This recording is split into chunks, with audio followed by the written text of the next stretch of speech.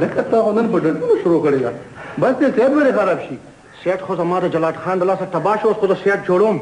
خو د هغې نه مخکې زما کیس تا پولیس سټیشن ته زما رپورټ ورسولو دا لندن نه دی تره زویه دلته په تاڼو کې د رڼا ورځې کتونه پټېږي او ستا کیس خو بیا ډېر کمزوری دی خو زه کمزوری نه یم جلات خان په ما قاتلانه حمله کړې ده زه به هغه سره مقابله کوم اخر زم پښتون یم زه به بدل اخلم بدل به تې اخلو په بل شکل کې په قانوني شکل کې مرزا صاحب په هماغه سلسله کې راوستی دی مرزا وټ کاینډ آف مرزا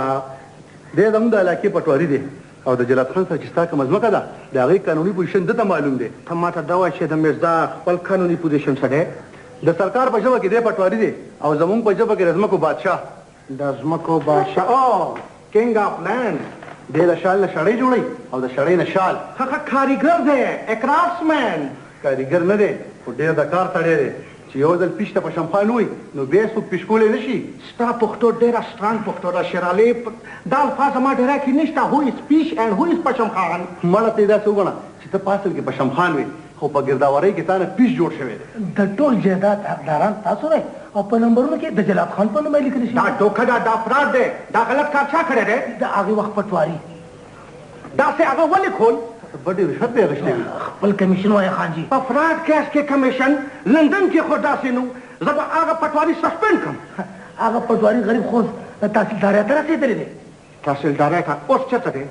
اوس خپل ځای کې دی اوس ځای چېرته دی هغه مړ شوی دی نو چې هغه مړ شوی زما کیس به څوک ژوندی کوي زه دا زه سفر راغلی ستا د کیس ټولې نمبر خطرې را دي ما راغېستې ښه نو ته ما ته دا ووایه چې زما د کیس قانوني پوزیشن څه دی قانوني پوزیشن خو ډېر کمزوری دی خو بیا هم موږ به ولسه چل کوو چې قانوني پوزیشن ویک دی نو ته به څه چلو کې قانون ستا رشته دار دی دا سړی خو جنګ کوي خانجي دی د ولید خبرې کوي خو ده ته پته نه شي چې دا وطن خپل خپل قانوني ما ده ته مخکې ویلې چې مرزا صاحب به دله کار کوي او ده سره به د کار خبره کوي د کار خبره مرزا صاحب وایي چې پوره د 10 جربو خبره ده دا جایداد به ستا په نامه شي خو پیسې به دې پرې لګي پیسې زمونږ په حساب باندې 1,000 روپۍ او ستاسو په حساب باندې صرف 1000 پونډه دا پیسې به اخلي څوک دا به ډېرو ځایونو ته رسي دا هر چا پکې خپل خپل کمیشن دی دس از کرپشن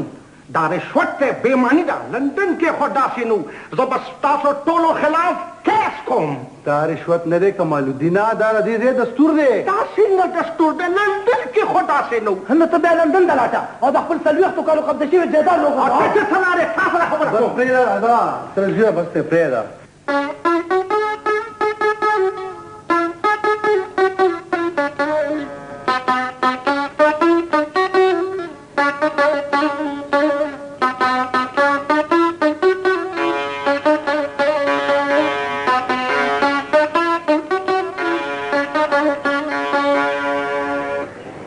لکه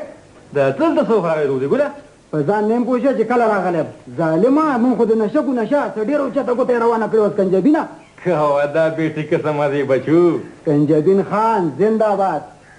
که وخت څنګه چې کوم صحیح کړي څه چې زنده باد دا نارې شروع کړي ستا مطلب څه دی اشنا دلته بې مطلبه څوک د چا زنده باد نارې نه وایي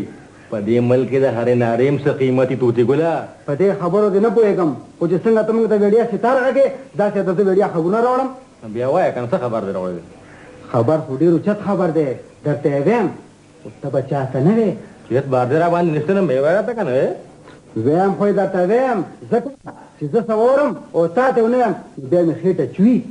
تا د خېټې په سر نه قسم چې چا ته نه ویم خو خبره کوه درته یې ویم اوره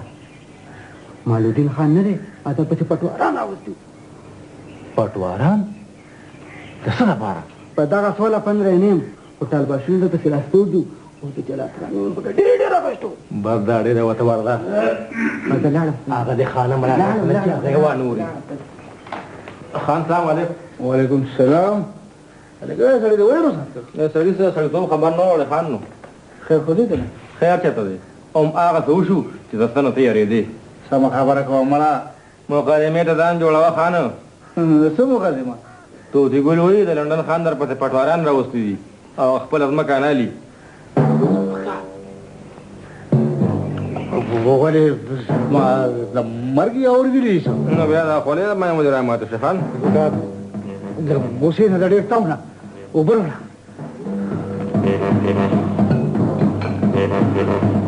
خان دا ونده وبوس یاره خان که زما منې که نه نو اوس والا دا ګفټونه واله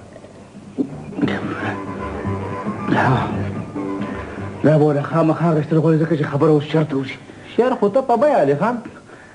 کم بخته د شیرالي دا ماماګانو نه یې کومه لوی مقدمه بحث دی